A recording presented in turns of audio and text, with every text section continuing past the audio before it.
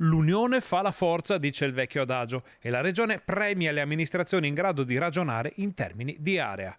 È stata riconosciuta e inserita nella programmazione FESR fino al 2027 anche l'area urbana della Pedemontana, che va da Valdagno a Mussolente e che comprende 13 comuni, di cui Bassano è capofila. Si tratta di una progettazione avviata dal territorio, quindi dai 13 comuni interessati, che permetterà nei prossimi anni di accedere ad importanti fondi a livello europeo. Fondi importanti che andranno tutti rubricati sotto la voce sostenibilità. Fondi che permetteranno uno sviluppo su area vasta, quindi una progettazione condivisa, e saranno fondi che verranno investiti su settori fondamentali basati ovviamente tutti sulla sostenibilità. Si aprono enormi possibilità per il territorio, che dovrà dimostrare di saper ragionare in termini di area e di potersi lasciare alle spalle i campanilismi di un tempo. Ovviamente questi saranno fondi che serviranno per la promozione del territorio, ma anche per aiuti e per politiche a tutela del lavoro, della famiglia, del terzo settore, delle politiche sociali, insomma dello sviluppo di questo importante asse che